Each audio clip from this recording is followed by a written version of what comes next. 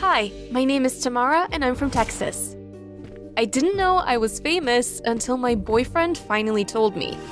But first, make sure you like and subscribe. When I was 10 years old, my parents took me to a carnival. We went on one of those roller coasters where they flash a photo of you while you're on the ride. Well, as we flew down, I started to feel really sick. And, well, I threw up. It's a pity the automatic sensors for the camera took a photo precisely at that gross moment. Oof. Anyway, it turns out, unbeknownst to me, that picture of me throwing up on a roller coaster went viral.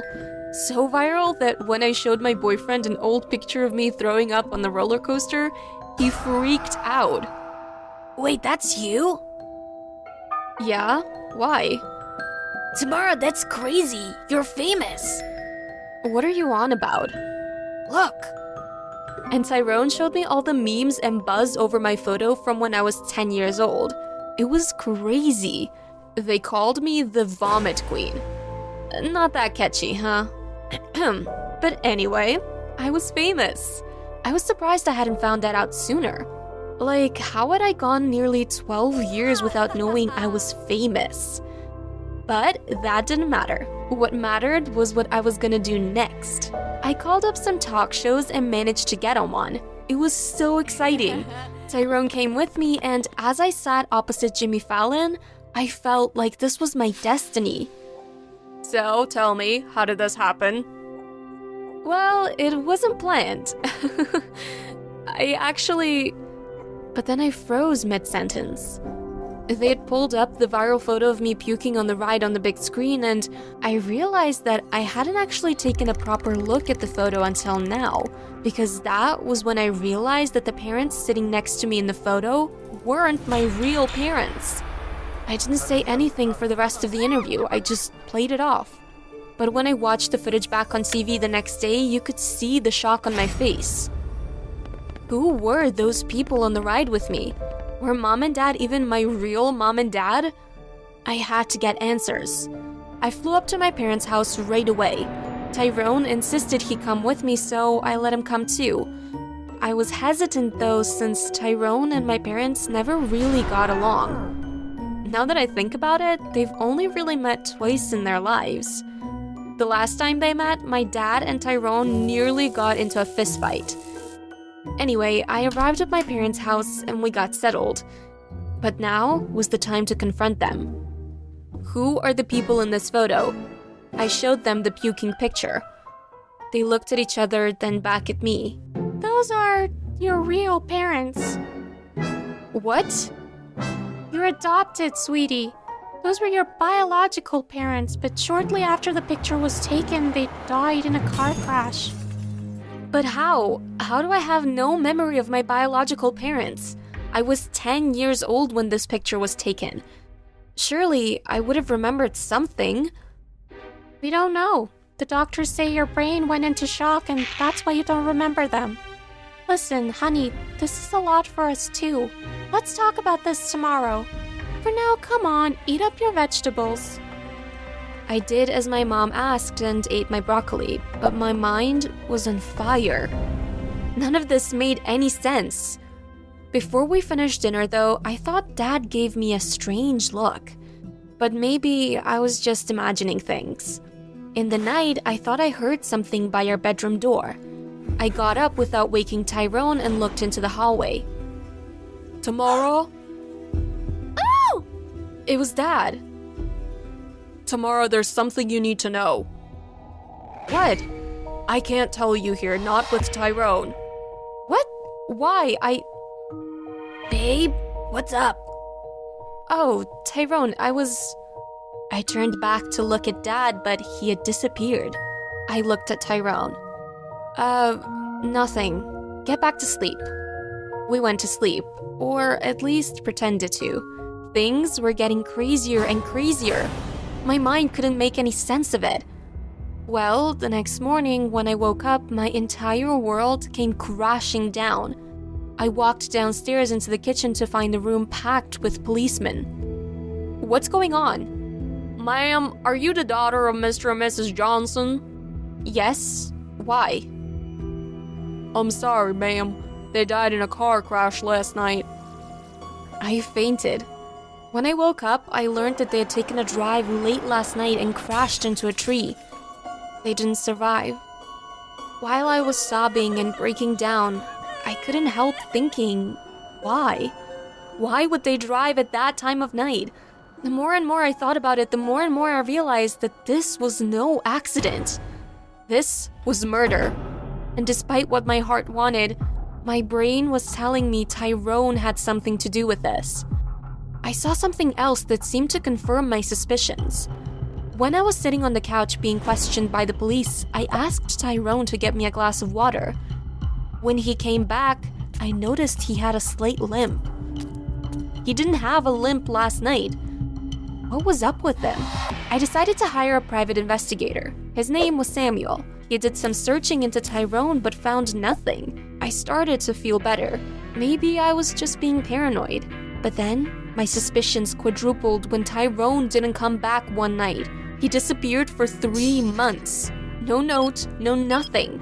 I was devastated, but also disappointed. I guess my suspicions were right. Tyrone murdered my parents. Life went on. I got a job at a kindergarten.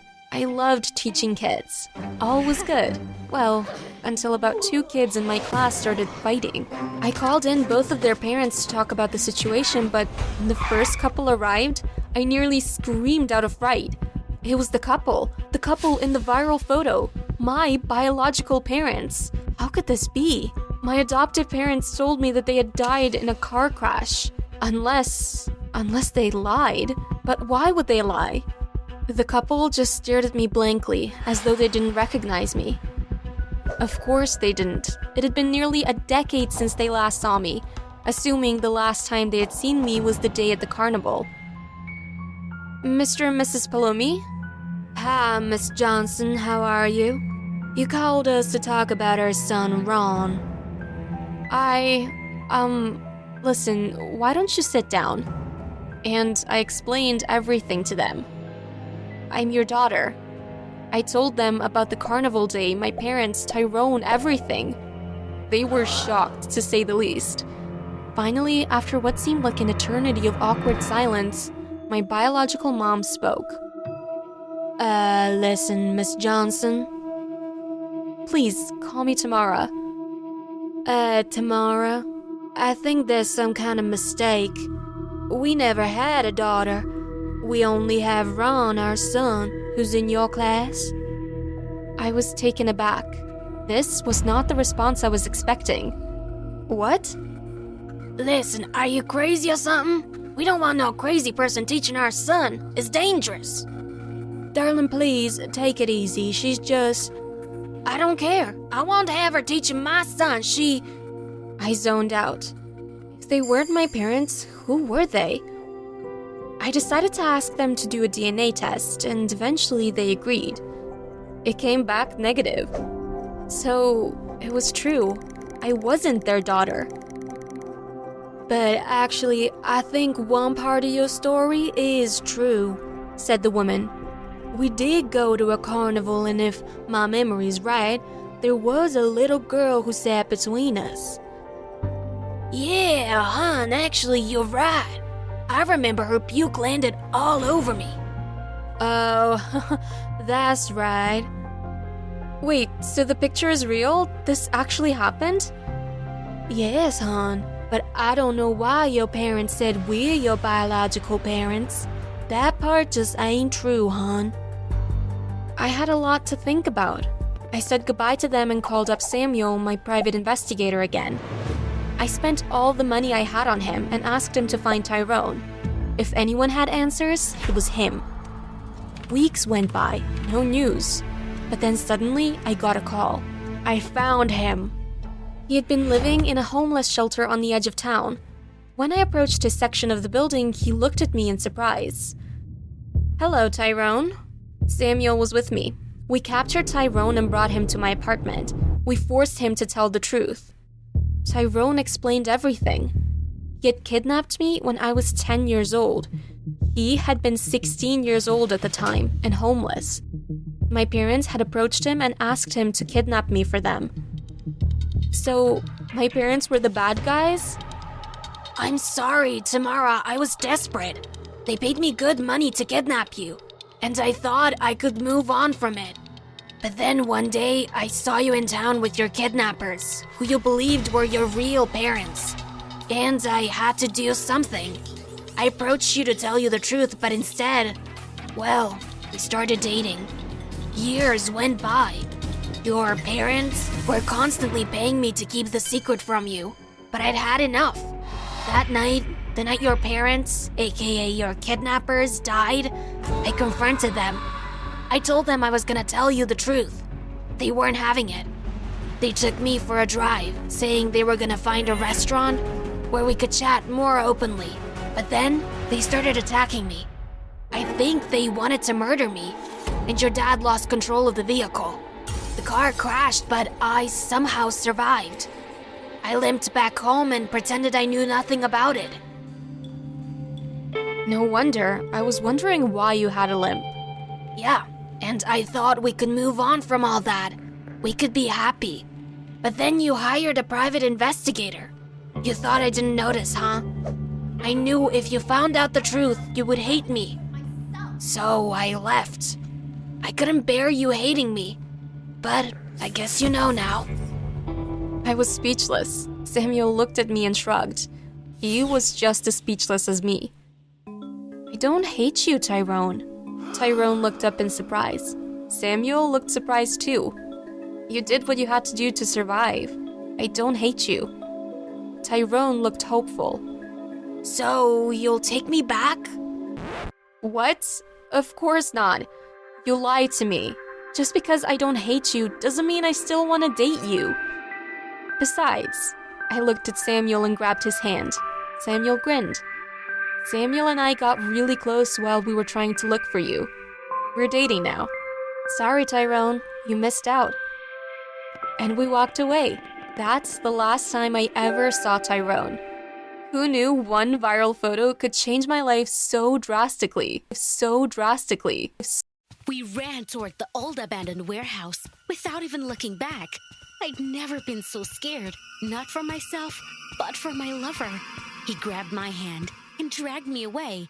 I'll never make it to the warehouse, he said, breathing heavily, and then he pulled out his asthma inhaler. We heard footsteps and got quiet. If Sam finds us, we're dead for sure. Hi, everyone. My name is Jane, and I'm dating a guy, but I'm madly in love with his twin brother. In fact, that's the reason for all my problems. I had no idea that Sam had a twin that not many people knew about. After all, they go to different schools. Sam repeatedly told me that he sometimes forgot his brother existed too, because he's an insufferable quiet guy and a dreamer who can only strum his guitar. Guitars? That's great, I said, because I've always wanted to learn how to play it. Electric guitar's cool, but acoustic guitars, Sam said. Come on, baby. Let's not talk about my naughty brother. Let's go to the movies in the back now. Those words made my head spin because almost every girl in school wanted to go on a date with Sam. He's really cool. Only Dean Winchester from Supernatural is cooler. Sam plays on the school's soccer team. After school, he works part-time for his dad's company. But the thing I like the most about him is his self-confidence. If Sam wants something, he's bound to get it. Like me. Even though I was one of those girls who were crazy about Sam, I tried not to show it. And the first time he asked me out, I turned him down. And then I turned him down a second time, so he wouldn't think he was the one and only. And it worked, because Sam started to woo me. Just a few compliments, a few bouquet of flowers, and free breakfast in the cafeteria, and I finally agreed to go out with him. And then we just kind of hit it off. Then Sam asked me out. He's never asked anyone out before, so I'm special. But there was a big fat no-no. Oh, Jane, what the hell? Sam grudgingly rubbed the back of his head because he got it from me. When we were standing in line to get a ticket, he was looking at a girl in a short skirt. Lift up your eyes. On me, I said, seriously. And I squeezed his hand so hard that Sam squeaked. Come on, baby, I'm only looking at you. If you look at the left girl one more time, I'll glue your eyes shut. That's about how not so perfect relationship with the perfect guy was. But that all changed when I saw Lucas. Sam brought me over to his house to watch shows on the big screen, and that's when I met his twin. And even though they looked a lot alike, these guys were different from each other. Sam always wore suits and acted like the alpha male. Lucas, on the other hand, preferred plain t-shirts, and he was quiet, trying not to stand out. Have you met my dorky brother yet? Sam asked and laughed. Lucas immediately hesitated and lowered his head. No, we haven't met, he answered quietly. You're a mumbling mess, as usual. Sam patted his brother on the head. If it weren't for me, you probably wouldn't have had your first kiss with a girl yet. Lucas blushed. My name's Jean. I held out my hand to him with a smile. Lucas. He smiled so that it made my heart flutter. What a sweet and humble guy he is after all, and so different from his brother. Oh man, I gotta go out for a while. My dad's calling me at work right now, Sam said, putting his phone in his pocket. Babe, sit here with my brother for a while. His diapers are in the closet, if you need them, and his milk bottle is in the fridge. Sam laughed nastily and laughed. I didn't like the way he was treating Lucas, so I decided to cheer the guy up somehow. I asked him to play me a guitar, and he perked up right away. Lucas played me some songs that he had composed himself, and then he showed me his collection of retro toy cars. I can't believe it! He collects cars! Lucas surprised me even more when he told me he didn't like to watch movies or TV shows. You won't believe it, but so do I said and smiled. I thought I was the only one who was such a nerd, and a little later, I realized why Lucas was such an insecure guy. When his parents and Sam came back, they didn't even ask how he was doing. They just walked by like he was a shadow. All eyes were on Sam. At least one of my sons is serious about his life and future, their father said, and he looked reproachfully at Lucas. The boy shrank back and went to his room. Dad, you know who to give the company to. It'll be in good hands with me. With Lucas, she'll go down like the Titanic. They laughed, and I decided to go home because my mood was ruined. Doesn't anyone in the family care about Lucas and what he wants? In the evening, I found him on social media, and I wrote a big message. I told him not to pay attention to his brother. Lucas clearly didn't expect to hear from me, especially with that kind of encouragement. Seems the guy was so unused to normal human attention that it was a real surprise to him. And then I took him for a walk, and the next day, we met outside the theater. As it turned out, we both loved plays, and it was an unforgettable evening. Instead of the loud noises in the cinema and the constant kissing in the back row with Sam, I was finally able to enjoy what I really like and not be distracted by the kissing, which, by the way, I didn't like, because Sam is a really bad kisser. After the show, Lucas showed me a different side of himself. As we were walking down the street and discussing comic books, Lucas noticed some kind of scuffle. Two boys were beating up another boy. The boy didn't get scared and stood up for the poor guy. Even though Lucas had been pepper sprayed in the eyes, he still didn't back down. In the end, the bullies ran away, stealing Lucas's wallet in the process. Are you okay? I asked, and hugged him. Relatively. Lucas shook his head. Sam would have scattered everyone here.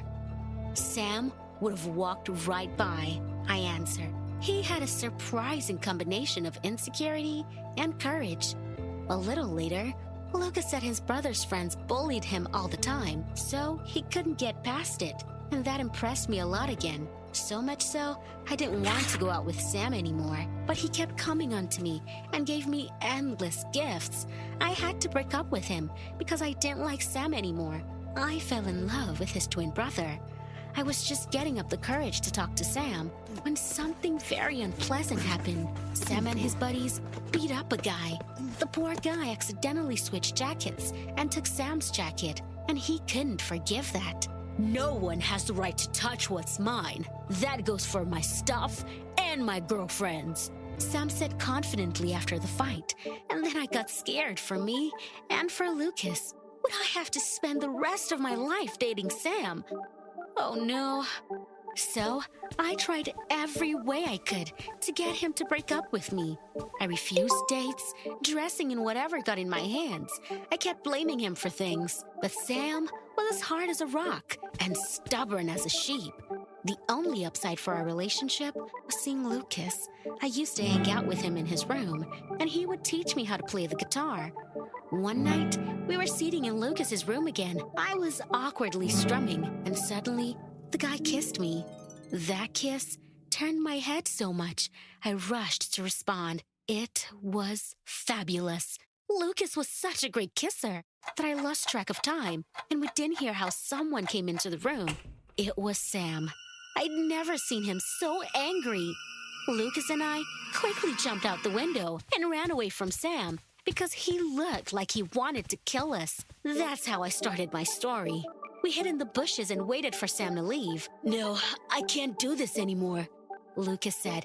"No more hiding from my brother and living in his shadow." He stepped confidently out from behind the bushes.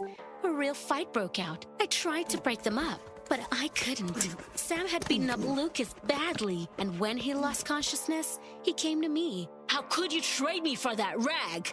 It's not like he's capable of anything. All he can do is daydream and strumming his guitar with no talent." "But he's not a monster like you," I said, and sat down next to Lucas. "Good luck with that loser, chicken." Sam laughed and left, and I called the doctors. At the hospital, Lucas was quickly brought to his senses. Luckily, there were no serious injuries, but Sam made him hit his head so hard on the ground. "Why did you do that, Lucas?" I took his hand and slowly led him down the hospital corridor. "Jane, I don't want to be a coward and a wimp anymore. If I have to fight for you, I will fight for you." I hugged Lucas gently and asked him not to take any unnecessary risks. Tonight, I found out he was also punished for attacking Sam. I knew that if I didn't do something about it, Lucas would be trampled in this world. So I decided I would always be there for him, say good words, and most importantly, believe in him, because everyone needs that, to feel confident. But there was still one problem: Sam, who made high school a living hell. He started spreading rumors about me, which everyone believed because Sam was the authority in the school. And then he put his expensive phone in my bag and told the principal I stole it. How could he do that? Can't he just let the whole situation go? I was lucky it didn't involve the cops. The principal decided to just expel me. When Lucas found out about it, he was furious. He came to our school, and he said it wasn't my fault. The thing is, there are cameras installed almost everywhere in their house, and in one of the tapes, Sam was on the phone and bragging to his friend about how he set me up. That's when Sam lost his credibility. The principal was a man of principle, and he didn't want any scandals at school.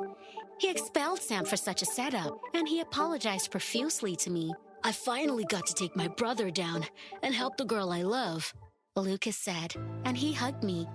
"You are so good." I kissed him. Lucas literally blossomed next to me, and he didn't look like an insecure guy anymore.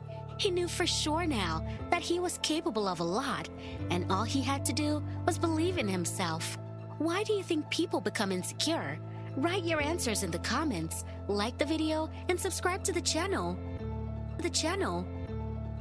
Hi, I'm Alexa from Chicago. Please like and subscribe. I think I decided when I was born that I liked my mom way more than my dad. She and I were always super close. Mom owned a lovely bookshop in the neighborhood that had been in the family for generations. And ever since I was a little kid, it was my favorite place to be. But my twin sister Bailey was always closer to Dad, and I didn't know why. If there was a prize for the messiest, most irresponsible man on the planet, he'd surely win. And I was allergic to mess. Daddy, you left your muddy boots over my white shoes again. Are you saying something, honey? I can't hear you. Maybe you would if you stopped playing the video game. Shut up, you're so annoying. Can't you let us have some fun, you robot? I threw my shoe at Bailey when she said that, but I couldn't do the same to Dad, 'cause he was my dad. He just worked some odd part-time jobs, and the rest he spent at home playing video games and being messy.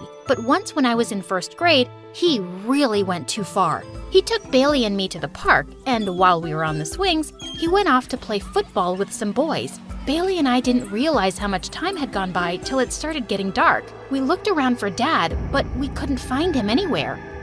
Alexa, I don't know the way back home. I don't either, but it's okay. We have each other. We'll be fine. I suddenly remembered the park was close to Mom's bookstore, and I took Bailey's hand and made my way there. Mom was just closing up, and she was shocked to see us. She took us home furiously, and we found Dad sitting on the couch with his muddy boots, looking totally unbothered. Hurry up, ladies. Don't let the big man starve. Dinner time. He didn't even realize he'd left us at the park? Mom and Dad got into the biggest fight ever, and the next day, Dad packed up his bags and left, saying he was moving in with his mom, and well, he never visited or came back. Bailey was super upset, but I was secretly relieved, and Mom seemed happier too.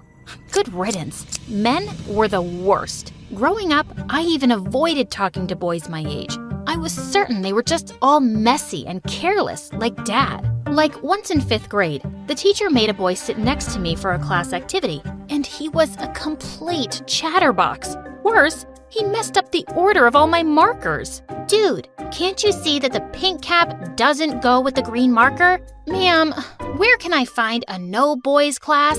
It's not possible, Alexa. You'll have to learn to get along with everybody. Yes, even the boys. The boy grinned at me, and I grabbed a marker and scribbled all over his face. The teacher called my mom, and I got a bunch of lectures. But nothing could change my mind. Boys were icky, and I hated them. Soon after, I discovered something that really interested me: acting. I joined the drama club, and there I found myself fighting for the lead roles every year with a girl named Lily. I mostly beat her to them, and obviously, she hated me. By the time we were in high school, all the boys knew I wouldn't care to talk with them, so they stopped trying. But Lily wouldn't stop annoying me about it. Who are you gonna go to prom with? Your cat? Do you stay away from the boys because you know you're ugly and no one will like you? Once I walked into the locker room as she was changing and she shrieked, "OMG, are you trying to get a peek at me? I know you're into girls, but don't even think about me." Yikes, no. Even if I was into girls, I have good taste, Lily. But she spread rumors around the school that I secretly liked her and was spying like a creep when she was changing. Why don't you go and prove her wrong? Go on, just talk to a boy. I'd rather sprinkle cat litter on broccoli and eat that. Yuck, you're a savage and so weird. Yeah, Bailey was nothing like me. She was really popular with the guys, and she was always dating one. And I was always afraid she'd end up choosing someone exactly like Dad. Once she was getting ready to go out with a boy I knew was a jerk, but she wouldn't listen to me, so I had to do something myself. That evening, I opened the door when he knocked. "So, you're Mark?" "No, wait. She said he's hot. Are you Shane?" No. He comes on a motorbike every time." "You must be the rich donkey she was talking about." What? She said that? And who are all these guys? "I don't know. Maybe you should ask Peter. He and Bailey have been really close lately." He got pissed and left. And when Bailey found out, she was furious. "Now you're spoiling my chances too? Okay, what's up with you and boys? Don't you find them cute and fun? I find them useless and annoying. And I don't know why you're dying to be with one. You're too young anyway. Just stay away from them." But she'd never do that. One evening, I realized that I'd left some important notes in my locker, and I had to go back to school to get them. Just then, I heard a beautiful voice from the boys' locker room. I took a peek through the door and saw someone singing along with his guitar. It was Ryan, the quiet millionaire who joined school a week ago and had all the girls drooling. I stood there quietly and continued to listen until he stopped and looked right at me. So, do you like it? Oh God, he saw me! It didn't make my ears bleed, so I guess it was all right. You're the famous man-hater, aren't you? I'm flattered to have you as a fan, but I'll have to give you my autograph another time. I don't have a pen right now. Oh, that's too bad. I want to cry, but I left my hanky at home. I'd offer you mine, but it's full of boogers. Anyway, what are you doing here so late? I got bored and decided to find my Prince Charming here at school. And you? Same reason. I was waiting for someone as pretty as you to secretly listen to me as I sing. So, is this the part where we fall in love and start dating? No. I think we should get married right away and have kids. Suddenly, I noticed his boots. They were covered with mud. You know, there's a reason I stay away from boys, and I'm certain you're no different. With that, I walked away. This Ryan seemed really full of himself. And to my dismay, I found out a few days later that he was being paired with me as the lead in the school play. But he seemed more disappointed than me. Ma'am, can't we choose someone else to play the heroine's part? What's your problem? Why are you trying to get me out of the play? Because I don't want to play the part with a girl who's allergic to boys. We'll have no chemistry. I don't have to like you to be good at acting. I can fake chemistry. There's a kissing scene. You sure you're up for it? Yeah, I'm a professional, and we don't need to practice it. We can just do it on the day of the play. Fine by me.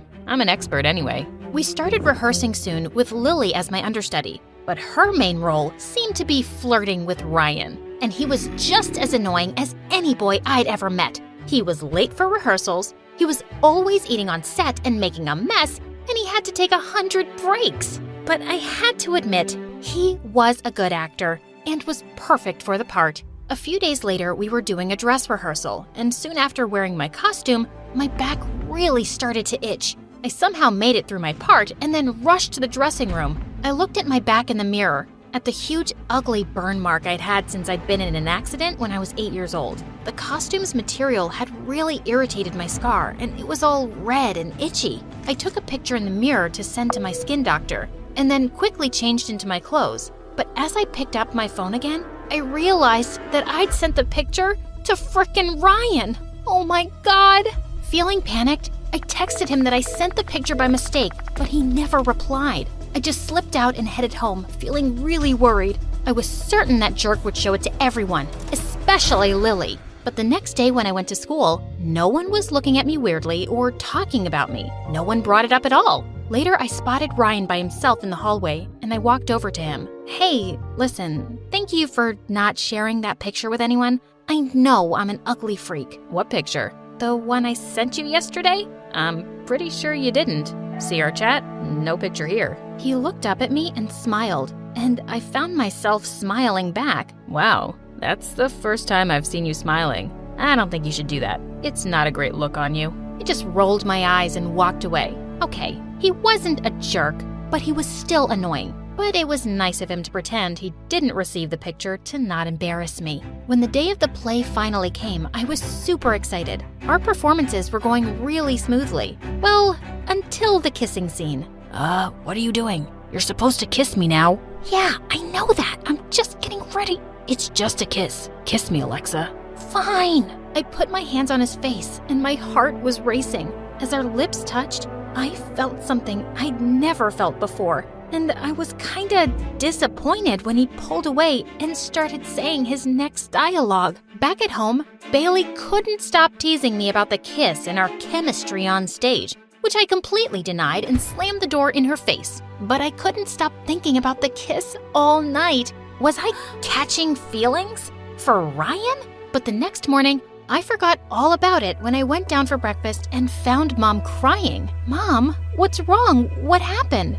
I'm going to lose the bookstore. It turned out that Mom had taken a big loan a while back from an investment company to keep the bookstore running. But lately, she hadn't been able to make the payments on time. And now, the company was demanding that she pay it immediately. And the investment company belonged to Lily's dad. I'll have to sell the bookstore. It's not been doing well for a while, and I'm just not making enough. But Mom, you love that bookstore. Everyone in the neighborhood loves it. It's been around for 30 years. There has to be a way we can save it. I don't think there is, honey. I felt really heavy-hearted when I went to school that day. I was sitting alone on the bleachers at recess when suddenly Ryan joined me. What's up with your face today? And to my horror, I started to cry. I buried my face in my arms as I sobbed, and I felt Ryan putting his arm around me. Hey, what's going on? Do you want to talk about it? And I found myself telling him everything. When I was done, he handed me his hanky and looked at me. I might have a solution for your problem. What? What do you mean? I guess you don't know that Lily's dad and my dad are business partners. They both own that investment company. I'll talk to my dad today and ask him to make the loan payments easier for you guys. I don't want you to lose that bookstore. It seems like it means a lot to you. Do you really mean that? Will your dad agree? He will, I promise. I was so thrilled that I threw my arms around him in a bear hug. He hugged me too, and we just stayed like that for a while. Ryan, did you just smell my hair? What? No, I didn't. Why are you helping me? Because I'm not a jerk. Is that all? Yeah, don't worry. I wouldn't fall for someone who's decided to hate boys for all eternity. Well, maybe I don't hate you. Ryan's face suddenly lit up, and he drew me close and kissed me. And it felt amazing. True to his word, Ryan talked to his dad, and Mom was ecstatic when the company told her they changed their decision. And Ryan and I, well, much to everyone's surprise and Lily's anger, we started dating. I couldn't believe I had a boyfriend. Prom came around a few months later,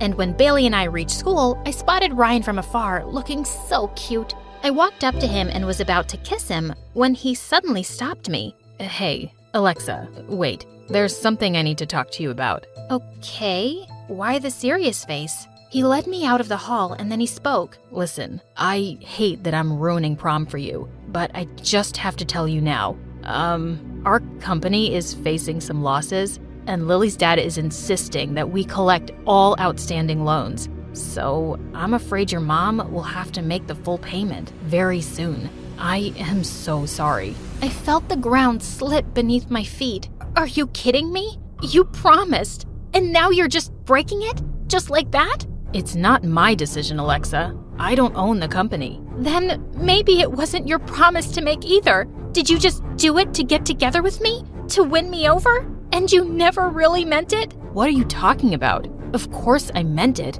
I tried to help you. Can't you at least see that? No, all I can see is that you gave us false hope. I would have been better if you hadn't. Why is everyone so disappointing? Well, maybe your standards are too frickin' high. Well, maybe I'm just better off alone. I stormed out of there in angry tears. I'd made a mistake, believing a stupid boy, and even a bigger mistake of falling for him. High school had come to an end, and Bailey and I helped Mom pack up the store over the summer. It broke our hearts to lose it, but there was nothing we could do. One day, as Bailey and I were going back home, we walked past a cafe where I spotted several kids from school, including Ryan and Lily, and she was clinging onto his arm. Bailey saw my face and said, "You don't know they're together, Alexa." "I'm pretty sure that they are, and I really don't care." I went off to university to study drama and theater, and I was having an amazing time. I made loads of cool friends. Yes, even guys. And I realized I'd been foolishly stubborn to think they were all bad. Sometimes, I even regretted being so hard on Ryan and driving him away. He was just a high school kid like me back then, and it wasn't his fault that we lost our bookstore. Soon after graduation, I went back home to attend Bailey's wedding. Her husband seemed a lot more sensible than Dad, and she seemed really happy. And I was happy for them. Later that night, someone rang the doorbell, and I was shocked when I opened the door. Hello, Alexa? Standing outside was Ryan. Hi. What are you doing here? I've been in touch with Bailey. She said you were coming back for her wedding. I really wanted to talk to you. I stepped out onto the porch, and he said something completely unexpected. You know, I never forgot about that burn scar on your back. My scar? That's what you want to talk about? Yeah. I've never stopped thinking about how you saw yourself with it, or how painful it must be for you. I found an amazing skin surgeon, and he can fix it, Alexa. And if you agree to go for it, I'd like to pay for the surgery. But why are you doing this? I swear, I'm only doing it as a friend. I know I let you down all those years ago, and now that I can make some decisions on my own, I want to do this. I stopped being mad at you a long time ago, Ryan. You don't have to do this. I want to. Please, don't say no. After a lot of thinking, I agreed. I underwent the surgery a week later, and when I woke up, Ryan was by my side, smiling. The doctor said it went great. I can't thank you enough, Ryan. I really owe you. No, you don't. Well, I'll accept a cup of coffee. It's a date. Is it? Maybe. I sat up in bed and pulled Ryan towards me in a hug.